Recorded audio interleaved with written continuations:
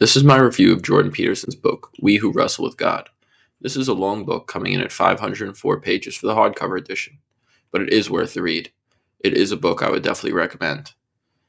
It tells of the main stories of the Old Testament, the stories of Adam and Eve, Cain and Abel, Noah, the Tower of Babel, Abraham, Moses, Job, and Jonah in the typical Peterson fashion.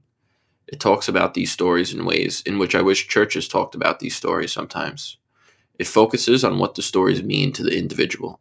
How the story of Cain, making a less than perfect sacrifice, then blaming God, playing the victim, and taking his anger, pain, and disappointment out on Abel. How the story of Abraham is a call to adventure. How we are supposed to leave our parents' house and move into the world to see what we are capable of, if we strive upwards towards God. About how you have to sacrifice what is most valuable to God, and when you do so, it doesn't mean you lose it. Peterson goes through the pitfalls of pride and thinking that something can be placed ahead of God in the Tower of Babel story. He has 2 chapters on Moses, which talk about his leadership skills as well as the importance but also the pitfalls of coming out of slavery and into freedom. How the Jewish people at time yearned for the comforts of slavery over the difficult desert and unknown freedom. He does a great job at linking between the Old Testament stories and the Gospels and teachings of Jesus. The stories of Job, who suffered horribly and continued his faith, and how to avoid bitterness and hatred. The book ends with the story of Jonah and the importance of listening to that voice inside of you, your calling, the voice of God. Jonah is reluctant to follow that calling, but only hell awaits you when you reject it. I will end with an excerpt from the conclusion of the book. We are therefore by necessity those who wrestle with God.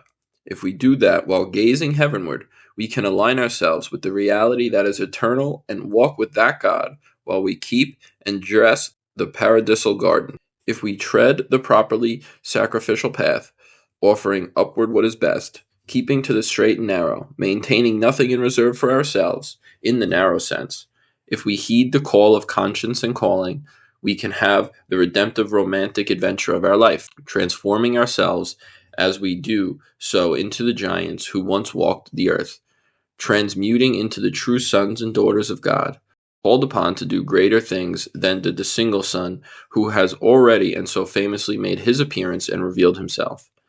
And so, in response to the brilliant Nietzsche, who insisted that man must become who creates his own values, replicating thereby the call of the serpent in the garden, in response to the nihilists and hedonists who worship the whore of Babylon and thereby risk the elimination of pleasure itself, in response to the reductionist materialist atheists who deny even the logical conclusion of their own investigation into the guiding role of the deepest of involved instincts, I say this.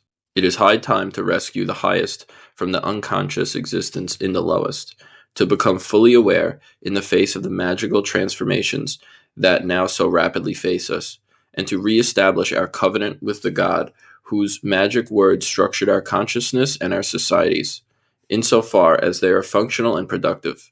It is time to take up the wrestling in earnest, to awaken, to return to our origin, and to know the place as conscious adults for the first time.